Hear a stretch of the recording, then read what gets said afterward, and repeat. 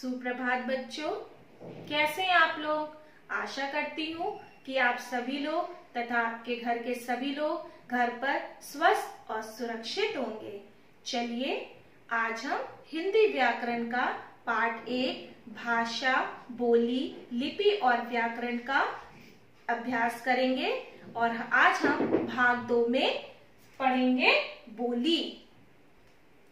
बोली क्या है बताने से पहले बच्चों मैं आपको भाग 1 की ओर ले चलती हूँ, जहाँ की हमने पहले क्या पढ़ा था उसे हम फिर से दोहराना चाहते हैं ताकि आप उसे अच्छे से समझ जाएं।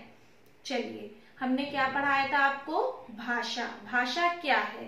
भाषा वह साधन है जिसके द्वारा मनुष्य अपने मन के भावों व विचारों को दूसरों तक पहुंचाता है तथा दूसरे के विचारों को सुनकर ग्रहण करता है। दूसरा मैंने क्या बताया था आपको, भाषा के कितने रूप होते हैं। भाषा के मुख्य 2 रूप होते हैं। पहला मौखिक भाषा, दूसरा लिखित भाषा। मौखिक भाषा वो होती है जिसे हम मुंह के द्वारा बोलकर प्रकट करते हैं, अपने मन की बातों को दूसरों तक पहुंचाते हैं, उसे मौखिक भाषा कहते हैं। और लिखित भाषा किसे कहते हैं? लिखित भाषा वो भाषा होती है जिसे हम लिखकर अपनी बात दूसरों को बताते हैं, उसे लिखित भाषा कहते हैं। तीसरी मैंने आपको एक और भाषा बताई थी, वो कौन सी थी बच्चों? सांकेतिक भाषा। सांकेतिक भाषा वो भाषा होती है जिसे हम संकेतों के द्वारा, इशारों के द्वारा बताते हैं, वो होती है सांकेतिक भाषा। फिर मैंने आपको पढ़ाया था मातृभाषा।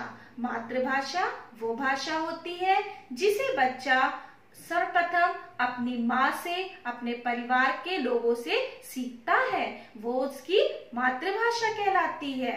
फिर मैंने आपको बताया था राष्ट्रभाषा। राष्ट्रभाषा वो होती है जिसे देश के अधिकतर लोगों के द्वारा वह बोली और समझी जाती है।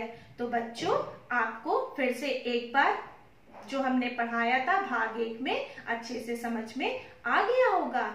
चलिए अब हम आज का नया शुरू करते हैं भाग 2, जिसमें का सबसे पहले है बोली। बोली क्या होती है बच्चों? बोली वह होती है भाषा का, बोली मौखिक रूप होती है। भाषा जो होती है वो लिखित रूप से बोली बताई जाती है और बोली मुंह से बोलकर बताई जाती है। चलिए अब हम अच्छे से उसको विस्तार में जानेंगे कि बोली क्या है। बोली किसी प्रांत के सीमित क्षेत्र में बोली जाने वाली भाषा का सामान्य रूप बोली कहलाता है। बोली भाषा का स्थानीय या क्षेत्रीय रूप होती है। बोली में कुछ किलोमीटर की दूरी में ही हल्का सा अंतर आ जाता है। बोली में प्रायः बहुत अधिक लिखित साहित्य की रचना नहीं की जाती है। बच्चों अब हम देखेंगे भाषा और बोली में अंतर। भाषा और बोली में क्या अंतर है? प्रायः भाषा और बोली शब्दों का एक दूसरे के स्थान पर प्रयोग कर लिया जाता है, किंतु दोनों में अंतर है। भाषा का अल्प विकसित रूप बोली कहलाता है। इसका प्रयोग सीमित क्षेत्र में किया जाता है। इसमें प्रायः साहित्य की रचना नहीं होती। बोली में लोकगीत व लोक कथाओं की रचना होती है। बोली बहुत ही सीमित क्षेत्रों में बोली जाती है।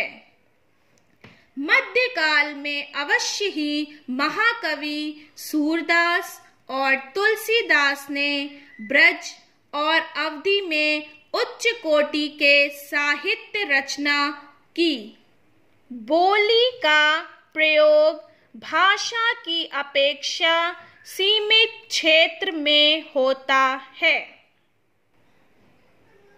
बच्चों, आपको आज का ये भाग समझ में आ गया जो मैंने आपको बताया कि बोली क्या है और भाषा और बोली में क्या अंतर है।